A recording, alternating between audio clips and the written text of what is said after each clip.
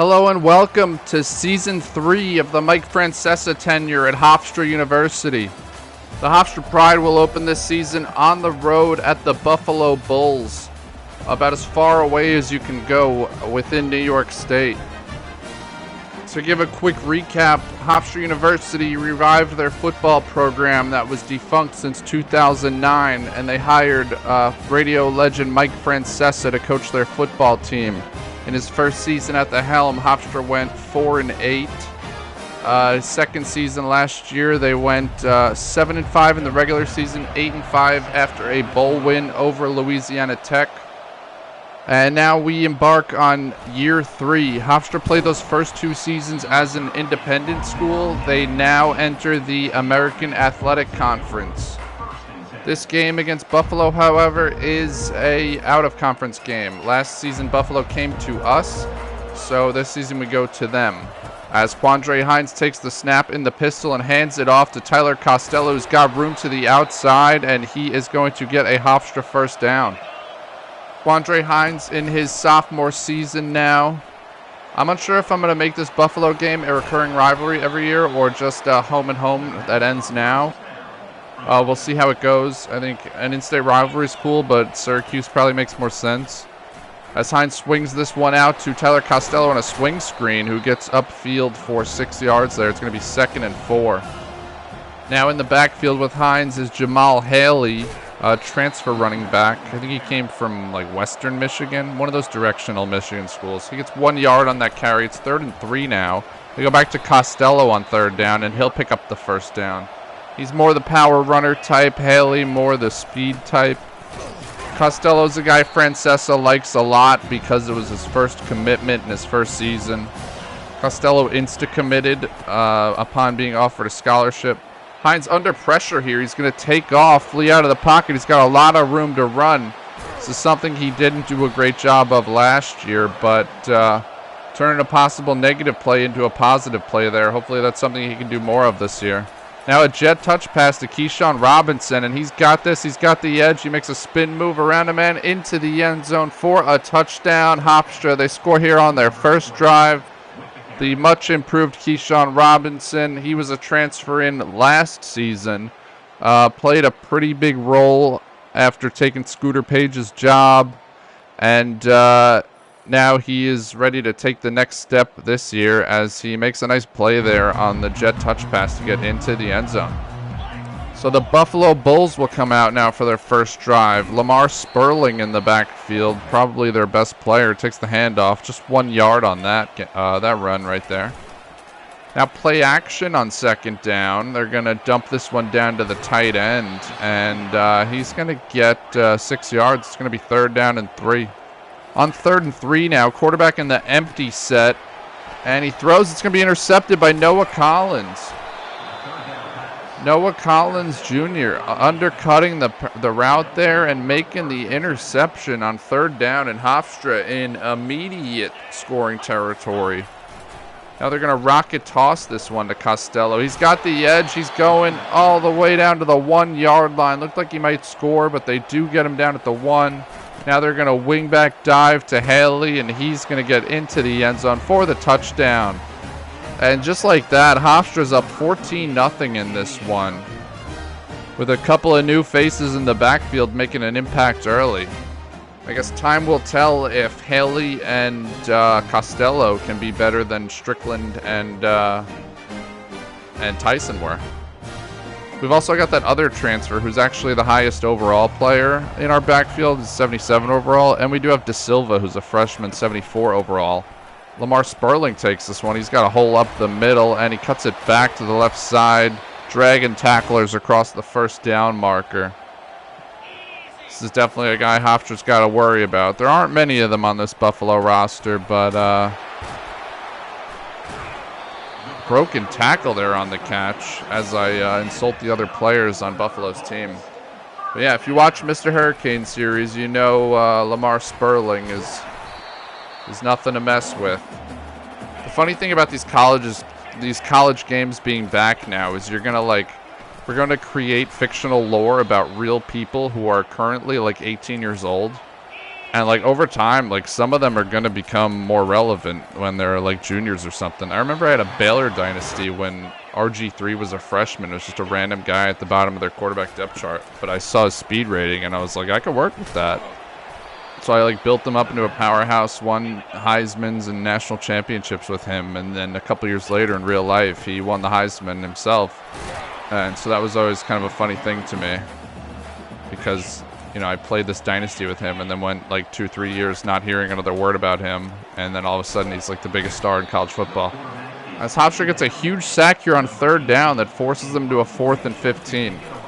That phenomenon does, however, cut both ways, because I remember childhood me thinking that 4th string Florida State quarterback Devontre Richardson was going to be a superstar. And yeah, there's a reason you never heard that name.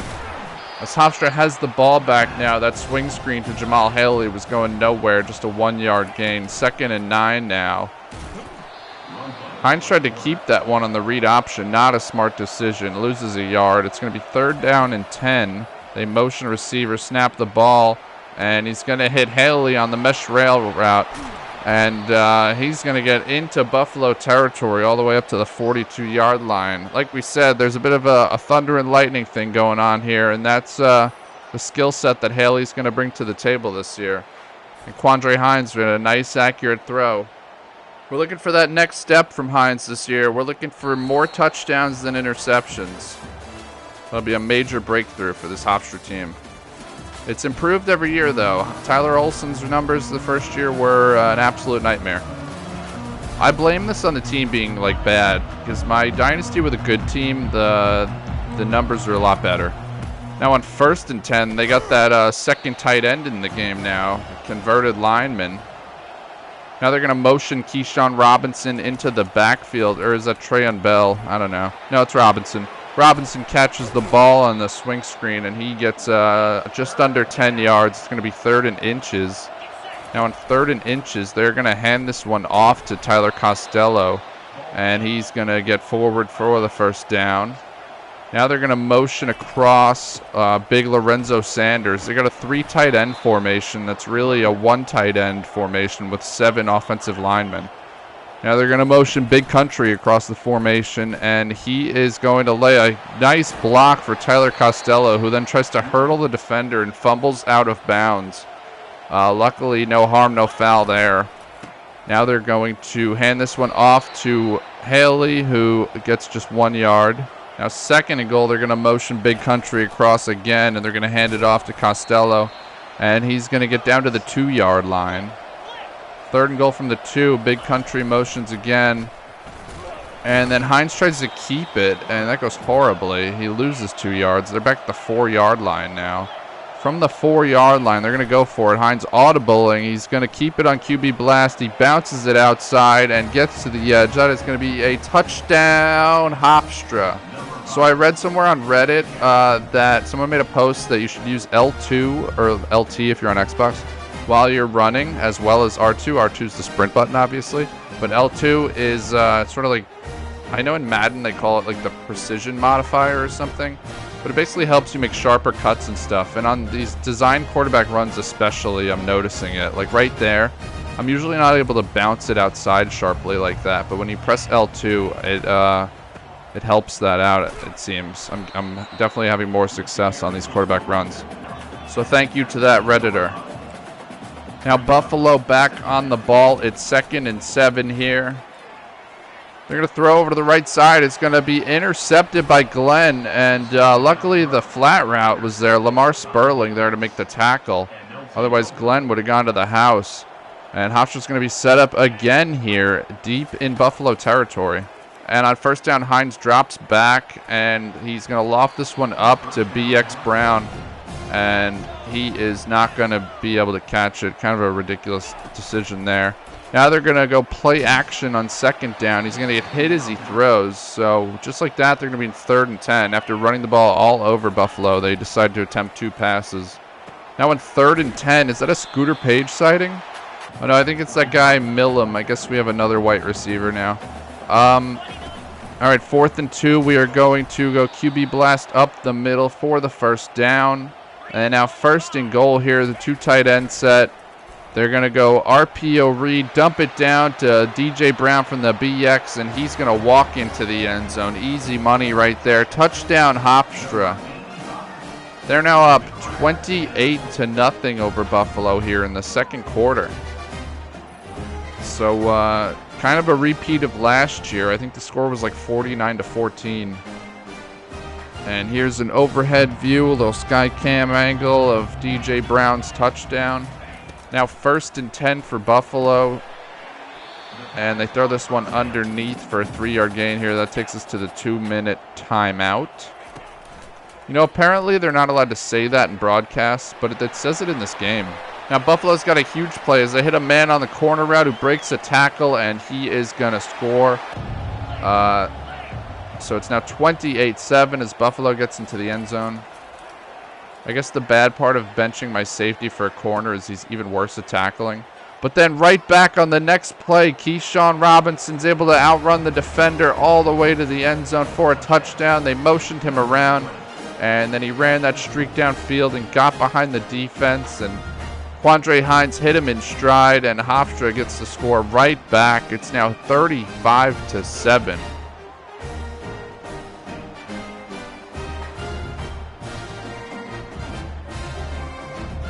And that Buffalo secondary just did not have the speed to keep up with Keyshawn Robinson. He's definitely a prime contender to go for 1,000 yards this season.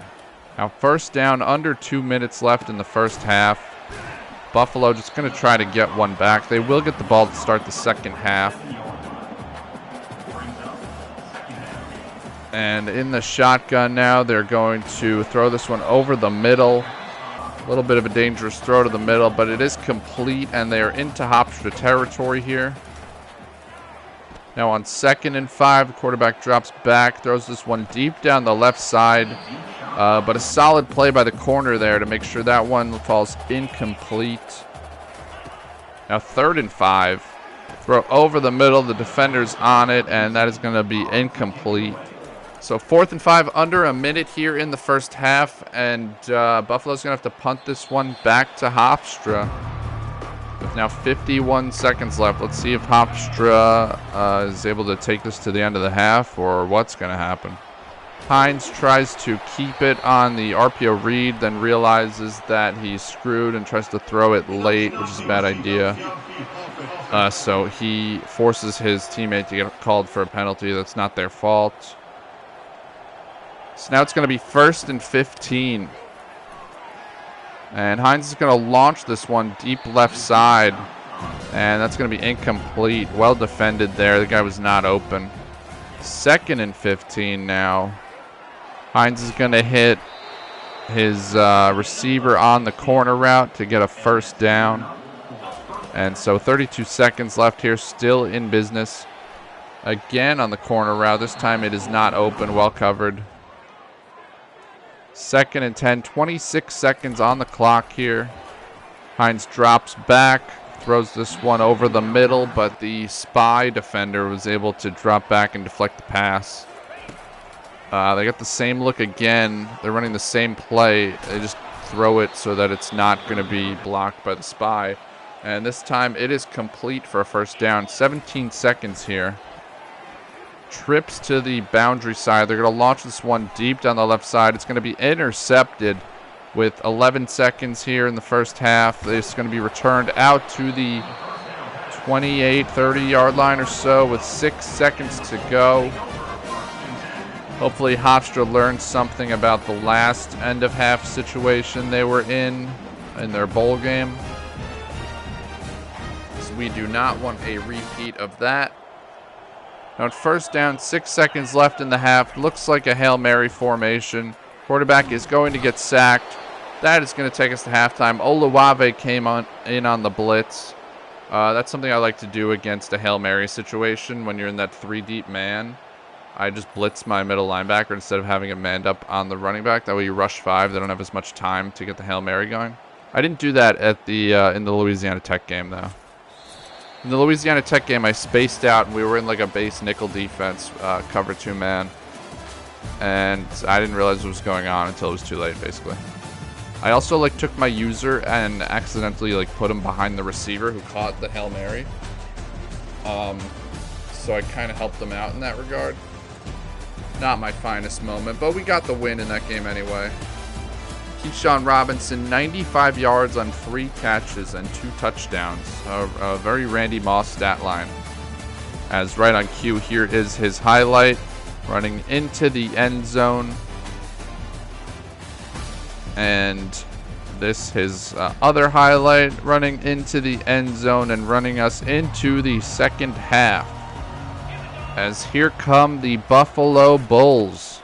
Have quite a big deficit to make up, and they will start that process by handing off to Lamar Sperling for a 1-yard gain. Now on second down, they go back to Sperling, and he's going to get 6 yards this time. It's 3rd and 3 here. 3rd and 3. Let's see. Again, they hand it off. Nice spin move, and a first down by Lamar Sperling. Nice run there. So now first down for Buffalo, and they hand this one off again. They're going to get 2 yards. 2nd down and 8 now. Sperling looks like he's getting a little tired. They don't care at all. They go right back to him. 16 carries for 36 yards. Hofstra run defense looking stout. 3rd and 7. They're going to throw this one downfield into double coverage, and it's going to be incomplete. 4th and 7. Hofstra defense looking strong thus far. They're going to punt this one back, and Robinson's going to field it about the 15-yard line and get tackled at the 18 or so. It's 1st down and 10 for the Pride as they hand this off on the slow mesh to Tyler Costello. Now in a pistol look. Costello takes it on the stretch play, and he's got a nice run across the 1st down marker up to the 31-yard line. Now they're going to motion Big Country across, and they're going to hand to Costello again. And he's got 3 yards there. Now they're in the wide Bryles type formation. And they're going to hand it off up the middle again. And Costello's going to get 4 yards. Now they bring Haley into the game here on 3rd and 3. They jet motion across, but it's just a fake. They hand it to Haley, and Haley's going to get a nice 5 or so yards for the 1st down. Haley's staying in now, and they're going to swing a screen over him. He's got some space on the right side, and he is going to get them another 1st down into Buffalo territory. Haley's still in the game. They motion him across now, but it's a decoy. They throw the corner out downfield, but it is going to fall incomplete. Had his man there. Now in the same formation for the 3rd straight play with the same straight motion. They throw it to Haley again, and he spins around a guy, and if he could have held his speed a little bit better, he would have been gone. But down to the the 26-yard line. Now they got both backs in the game. They're going to hand it off to Haley after they motion Costello. Both backs still in the game. They're going to motion Costello. They're going to hand to Haley, and Haley's going to run it upfield for 5 yards. It's going to be 3rd and 2. Both backs still in the game. They're going to motion Haley this time and hand to Costello, and Costello's going to lose 4 yards. 4th and 6. They're lined up to go for it. They run mesh. They're underneath on the drag, and Robinson had some room, but he couldn't stay in bounds. He gets about 4 when he needed 6, so Buffalo back on the ball. Lamar Sperling 7 yards on 1st down. 2nd down and 3, empty set here. It's a jet touch pass, and they're able to tackle him after a gain of 4 yards. So that will be a 1st down for Buffalo. On 1st down now, they hand off to Lamar Sperling again, and he picks up just 2 yards there. Now it's 2nd down and 8. Quarterback drops back. Throw goes over the middle into traffic, but it's caught. It's going to be 1st down up to the 47-yard line. 30 seconds now left in the 3rd quarter. Quarterback has all day in the pocket. Great protection. And now a flag comes in. They throw this one over to the left side. It's complete. We'll see what the flag is. And it's going to be an ineligible receiver downfield. That penalty was just because one of their linemen engaged my defender like all the way 5 yards downfield. He just like pushed him forward because that play went on so long. Eventually they just drifted 5 yards downfield. Anyway, that's the end of the third quarter here up in Buffalo. And after 3, this one, Hofstra 35, Buffalo 7. Hofstra has 100 more rushing yards, 1.5 more yards per play. It's safe to say they have handled this one thus far. On 1st and 10, they're going to throw this one to the left side, and that is going to be caught and out of bounds inside the 25-yard line now. So Buffalo looking to get another score on the board here. Now down the middle all the way to the 6-yard line, Buffalo hits a pass to their tight end for a big play. Now on 1st and goal, quarterback drops back, pressure on him. He is going to swing it over to Sperling, and Hofstra's just able to keep him out of the end zone at the 1-yard line. Now at the 1, going to go a little heavier formation. They got the tight end in there. However, the quarterback is going to be sacked. That is Chad Cloud getting in there for the sack, the freshman middle linebacker who plays rush defensive end. And now after hanging around in the pocket for a long time on 3rd down, eventually they find their man and get the touchdown. It's now 35-14. Hofstra's able to recover the onside kick. And they're going to be back on the ball now. Haley takes his handoff on 1st down off the right side. And he's going to get a nice gain for a 1st down. Hofstra's got some backups in the game now. Looks like Isaac Farris in at quarterback. I did not do this. The game did this for us. I don't feel secure with a 21-point lead in this game, so I didn't do this myself. Farris, even more mobile, though, breaks this one off on the RPO read all the way down to the 10-yard line. Nice run there. So I was curious about how far away Buffalo and Hofstra's campus are. I have a general sense. Obviously, I grew up on Long Island, not far from Hofstra's campus. As Farris takes this handoff and gets all the way down inside the 5 to the 3-yard line. Hofstra knocking on the door again. And the other day, in the middle of the day, I looked it up, and the Maps app on my phone says it is 6 hours and 21 minutes to drive from Hofstra's campus to Buffalo's campus, yeah. And I looked up some other reference points because I was curious. And the first place I looked up was 6 hours and 15 minutes away.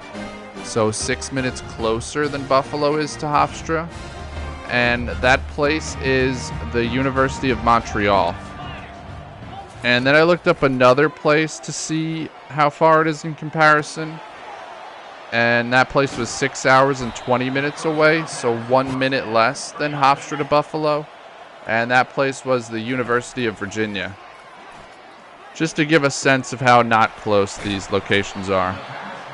You can literally get into a different countries sooner than, and onto the college campus of a major city in another country faster than you can get to Buffalo. I don't know if it actually worked out like that, honestly, because of, having to cross borders and all. But I digress. And then Virginia is like 3 or 4 states away. Now Buffalo hits a pass down inside the 10-yard line. Liam Hamilton for Buffalo injured on the play. Buffalo looking to get another score here. They're going to throw this one. And we've got a penalty. It's going to be holding on old 75. Left guard. Say Tyler Hilton. That's going to back him up to the 16-yard line. 1st and goal. They're going to throw underneath. And now it's going to be 2nd and goal from the 11. On 2nd down, quarterback drops back, throws this one over to the right side. It's going to be intercepted. Quincy Blue undercutting the route, embracing his new role as a backup. Although I guess he's in the game now because the backups are in. And so they hand this one off to Haley. 2 minutes and 30 seconds left.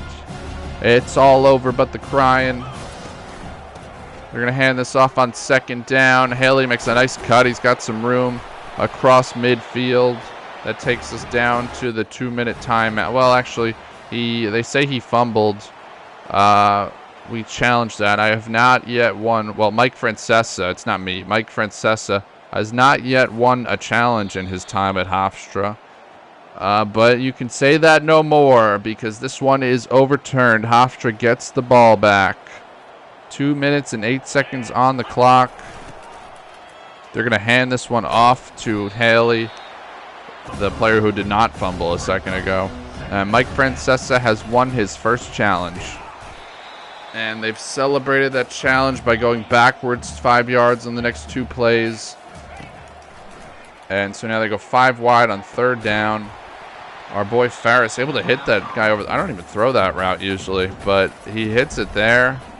And, well, actually it wasn't hit. It was incomplete. The video lagged as I was recording. I thought he caught that. But he did not. So Hofstra punts it back. 1:18 left on the clock here. Buffalo still playing hard to the final whistle as they complete a pass here up across the 35 to the 36-yard line. And now they will throw this one up the seam to the tight end, and he's got it. He's made some nice plays here. He's been killing us. All the way down to the 34-yard line. And their protection's holding up really well. These linemen haven't gotten bored of blocking. Lamar Sperling with the 5-yard catch there. We're down to 40 seconds now. And just after I insulted our pass rush, we are able to get home for a sack there. Now it's 3rd and 13. And it's going to be incomplete. 4th and 13 now. They will go for it. Why not, right? And they will just call 4 verts, it looks like. And it will be intercepted. Maybe unnecessary, but good to pad the stats, you know.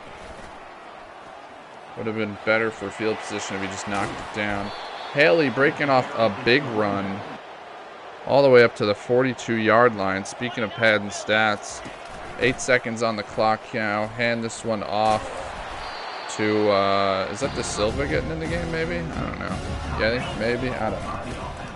And then we decide to call timeout and hand it off to number 66.